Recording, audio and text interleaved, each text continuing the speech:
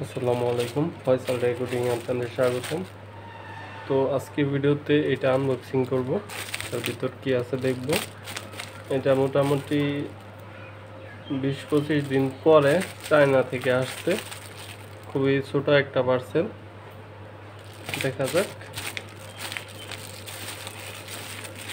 এক জায়গায় দিয়ে এটা ছিললেই হবে।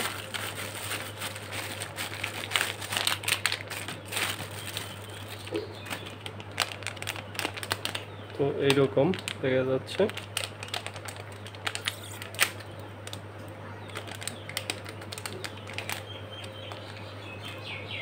এটা প্রাইস বেশি না, 188 টাকা। সেলারকে মানে ডেলিভারি ম্যানকে 200 টাকা দিয়ে দিছি। এখন এটার কাজ কি? এটার কাজটা হলো মূলত USB 3.0। USB 3.0 data transfer speed হলো 6 জিবি পার সেকেন্ডে আর কি ডাটা ট্রান্সফার হবে। আর যে নর্মাল ইউএসবিগুলো আছে, সাধারণত এই যে এইখানে যে ইউএসবিগুলো থাকে এগুলো সাধারণত 2.0 হয়, যার ফলে এগুলো ডাটা ট্রান্সফার স্পিড হলো 446 এমবিপিএস। এটা দিয়ে ডাটা ট্রান্সফার করলে 6 জিবি পার সেকেন্ডে যেতে পারে, আর এটা দিয়ে করলে সর্বোচ্চ 446-এর মতো মেবি আশেপাশেই এমবি। এটা দিয়ে হলো 446 এমবির মতো, আর এটা দিয়ে করলে 6 জিবির মতো ডাটা ট্রান্সফার পার সেকেন্ডে হবে। তো এইটা সব মাদারবোর্ডে আবার সাপোর্ট করে না। এখানে যে মাদারবোর্ডটা আছে সেটা আসুসের, এটাতে করবে। আমার ওই পাশে যে ডেস্কটপটা আছে ওই রুমে, পাশের রুমে, সেটা গিগাবাইটের, সেটাতেও নাই 3.0। তারপরে রকের আরেকটা মাদারবোর্ড আছে আমার কাছে, তিনটার মতো পিসি আছে, তার মধ্যে একটাতে 3.0 সাপোর্ট করে।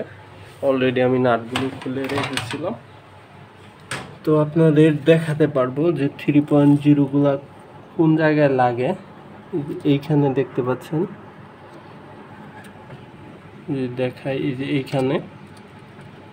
এইখানে মূলত এইটা লাগবে এখানে। তারপরে যে কেবল আছে ইউএসবি এক্সটেন্ড করার জন্য, সেই কেবলগুলো দিয়ে আমি এখান দিয়ে লাইনগুলো বের করতে পারবো। তো আমি লাগিয়ে দেখাই।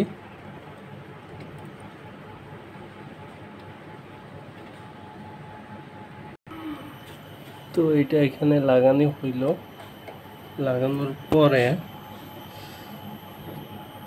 আমার এই যে কেবলগুলা, এটাতে 3.0 মেবি নাই। 3.0 যেগুলো আছে সেগুলাতে সামনে আলাদা করে একটা লাইন থাকে, এটাতে নাই। বাট এইখানে যে লাম্বার একটা আছে, তো সেইটাতে ইউএসবি 3.0 ছিল।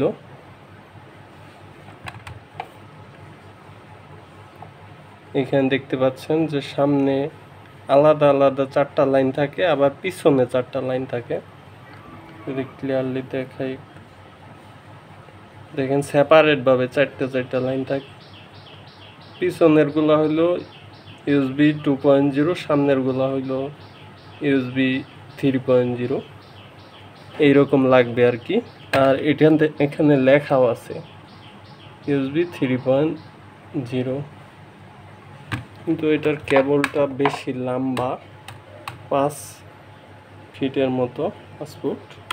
তো মনে করছিলাম এই ছোটটাতে আছে, বাট মেবি নাই। আমি টেস্ট করলে বুঝতে পারবো, দেখতে তো পাচ্ছি না এমনি। তো আপনাদের একটা আইডিয়া দেওয়া ট্রাই করলাম যে USB 3.0 Mbps data transfer speed কীরকম, আর 2.0 কীরকম, আর সেগুলো কিভাবে আপনারা মাদারবোর্ডের সাথে কানেক্ট করতে পারেন কম্পোনেন্টগুলো। তো এই রেকর্ডিং এই পর্যন্ত। আল্লাহ হাফেজ।